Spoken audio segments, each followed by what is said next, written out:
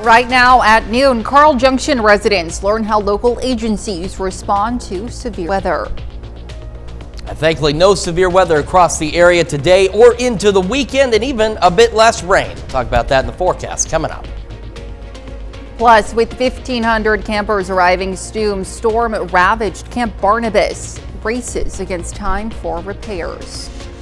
The 4 states' most watched news starts now. This is KOAM News at noon. I'm Elise Snowy. New at noon today, a 2-vehicle crash at highway speeds in Jasper County sends 3 to the hospital. It happened around 4:30 p.m. yesterday at Central City Road and West 7th Street. A red pickup truck traveling west on West 7th Street T-boned a northbound minivan taking Central City Road. Missouri State Highway Patrol say the crash occurred as the minivan pulled into the path of the pickup. The driver of the minivan, a 35-year-old woman from Webb City, was rushed Priority 1 to a Joplin hospital with serious injuries. 2 individuals were in the pickup. Now, both the driver and passenger were also taken to a Joplin hospital with reported moderate injuries. Now, let's check in with Chris Warner for a look at the forecast. Yeah, we've still got some of those clouds hanging out, as you can see our downtown Pittsburgh camera, but those clouds will continue to clear across the region. In fact, we've started to see some clearing on the Missouri side and on the Skywatch Storm Tracker, which we'll show you in a moment. Clouds are continuing to clear from the west to the east. We do still have some flood warnings out there across the region as well, and we're going to discuss these in detail with you. But the big thing, of course, is to remember, turn around, don't drown. Nothing precipitation-wise out there now. We had, again, a few additional showers. See, that tried to flare up, but they died out right in that time frame we said they'd be out there, and then we'll have a few more possible here in the next couple of hours. Temperatures warming up nicely, upper 60s and low 70s across the area. I'll eventually make the mid 70s later, and as I mentioned, skies will begin to clear. Winds overnight light and variable down to low 60s by 11, and a few more scattered storms working in late tonight into tomorrow. We've got those storms to talk about. We've got the flooding to talk about, and how the rest of our weekend is shaping up. All those details here in just a few more minutes. Elise? All right, Chris, thanks. Well, as more rain comes, authorities want 4-staters to be mindful of the potential for more dangerous conditions. KOAM's Melissa Alexis explains first responders already have their hands full. Caught off guard. We knew that we were supposed to have pretty good rain. Taylor Cherney, the fire chief at the Pittsburgh Fire Department, says yesterday's rain seemed to come on suddenly. Didn't realize that it was going to be exactly what it was and come as fast as it did with as much rain as it was. He says the rain started early Tuesday morning on his commute to work. It was just torrential rain with standing water on streets that we hadn't seen standing water for a long time. The Pittsburgh Police Department responded to 22 calls, and the Crawford County Sheriff's Office assisted with another 11 calls. The biggest call volume yesterday was stalled out cars that had got caught in flash floods or had driven into deep water, possibly not realizing that it was as deep as it was. Some other calls that Pittsburgh and Crawford County emergency response crews responded to include disabled or stranded vehicles in the floodwaters, accidents, a tree falling on a house, and animal welfare checks. With all the water in the streets and just the heavy rain, the winds actually played a big part, and we did have a large elm tree that came down, spanned between a couple houses, pulled down some power lines.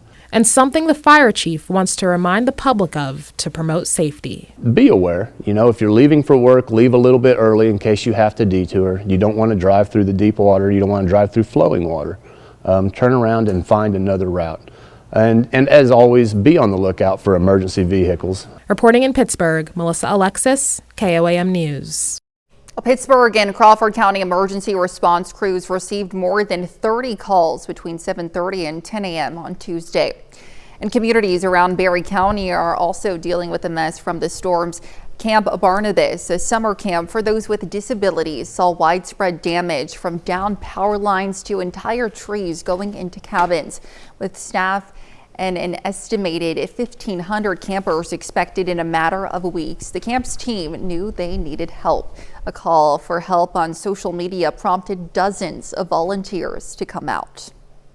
A little overwhelming, but the outpouring of the community and people from all across the country who have called, they're praying, they're showing up with their chainsaws has been amazing. And although I say we have 2 weeks to do it, I believe we're going to get it done. So.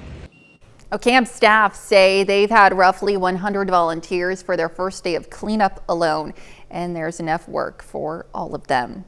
Lawns throughout Joplin are littered with broken branches and downed trees from Tuesday's storms as well. Local tree service companies say they're receiving double the usual number of calls from 4 state residents, and they're urging the community to stay patient as crews work longer hours to clean up.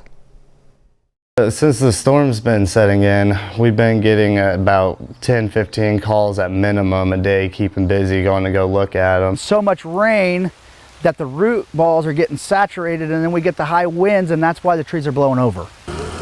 Now, experts tell us one of the biggest headaches they're having now is working with insurance companies. And Carl Junction hosted a severe weather town hall with a focus on preparing for the next weather event. At the CJ Community Center, featured presentations from city officials, police, fire, and a National Weather Service trained spotter.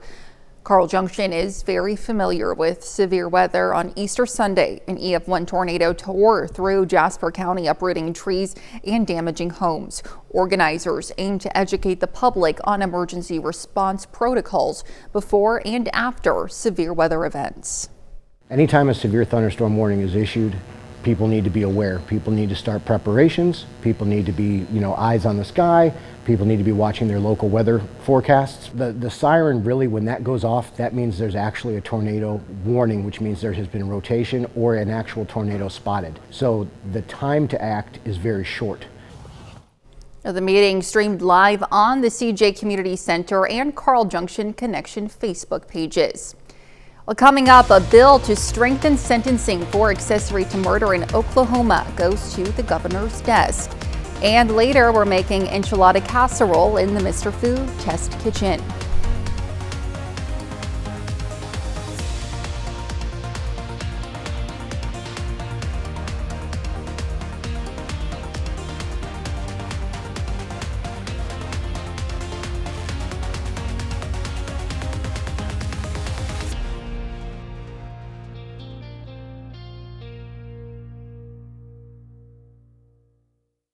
Laura and Ashley's law passes the Oklahoma Senate and is now headed to Governor Kevin Stitt's desk.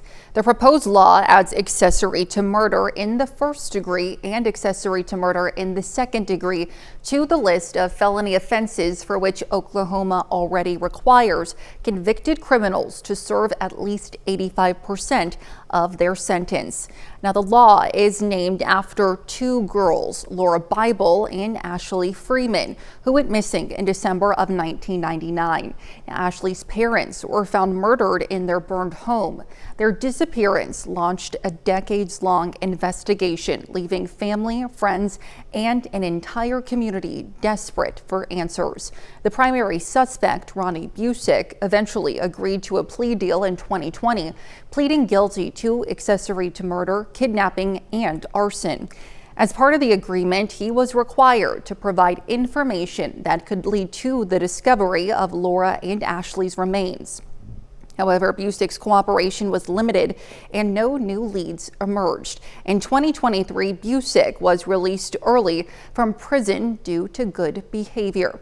Now, with the governor's signature, Laura and Ashley's law would strengthen sentencing requirements, ensuring those who aid in such crimes face stricter consequences.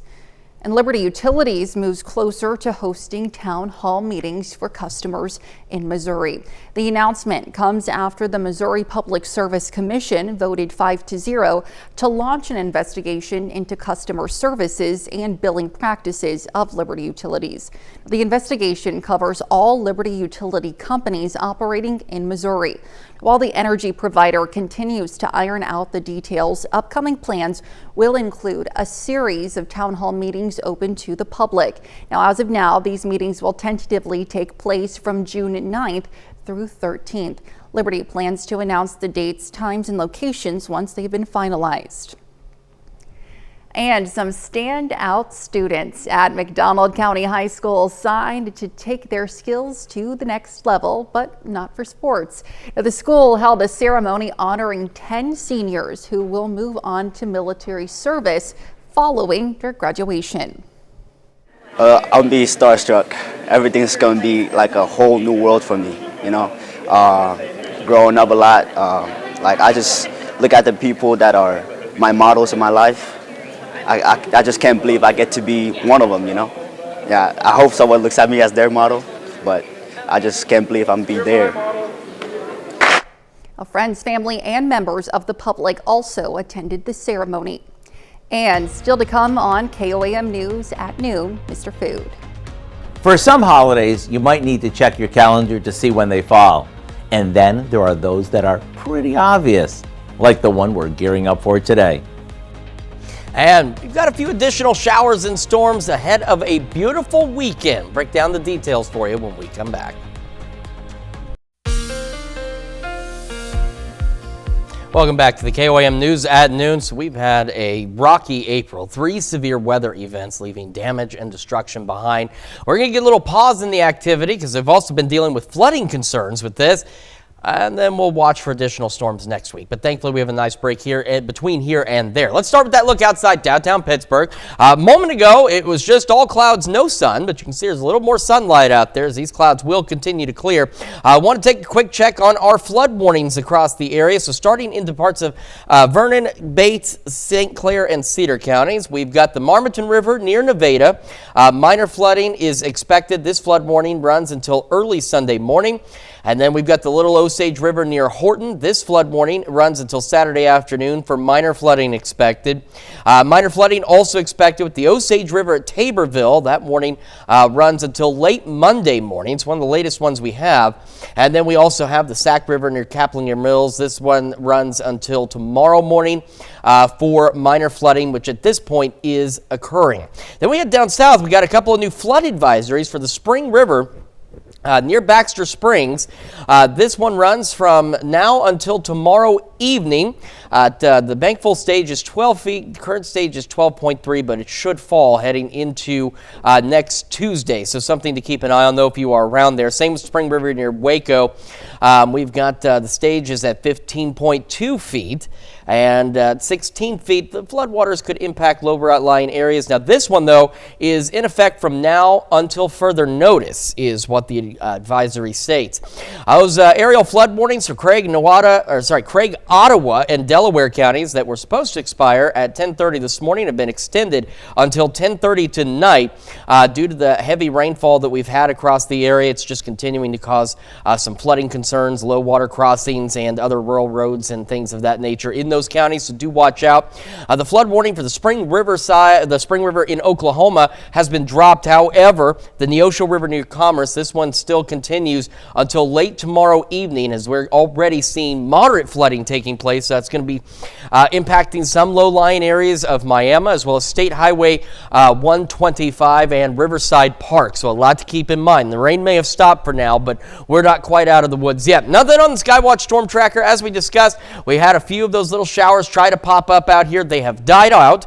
We have another couple of hours or so before we could see a couple of additional pop-up showers or storm. But like the ones we saw very briefly, that's what we're expecting with anything else that develops between now and 5. After that, we're okay until we start heading overnight. So after about 10 o'clock or so from west to east, we'll start to see additional showers and thunderstorms. Not anticipating any severe weather with any of this activity, but some heavy rain, especially in the locations that already have some of those flood warnings and advisories in place, can't be ruled out. And then once we get into Friday evening and overnight, things begin to clear out, and Saturday kicks off what's going to be an absolutely perfect weekend for us. So again, the rest of today still looking at about the mid-70s out there. Low 70s tomorrow. Beautiful weekend ahead of us, and not a bad start to next week either, hanging out in the upper 70s. But toward the end of next week, at least in the second half of next week, more shower and thunderstorm chances out there, and unfortunately, some of those could be strong, possibly severe, so we just want to keep an eye on that. But at least we'll get an opportunity to clear out, clean up, and dry out as well. That'd be nice, especially after this past week. Yeah. Looks great. Certainly right. does. Chris, thanks. Well, stick around. We're making enchilada casserole in the Mr. Food Test Kitchen. We'll be right back. Well, it's time to simmer up some ground beef and enchilada sauce for a casserole that'll knock your socks off. Today's Mr. Food recipe really is that good. Howard's making enchilada casserole in the Mr. Food Test Kitchen. With some holidays, you might need to check your calendar to see when they fall each year, while others you don't. Christmas is always December 25th. New Year's Day is always January 1st. And Cinco de Mayo, well, that's simply Spanish for the 5th of May. And to celebrate Cinco de Mayo, we came up with a one-dish wonder that's quick to throw together and is super tasty.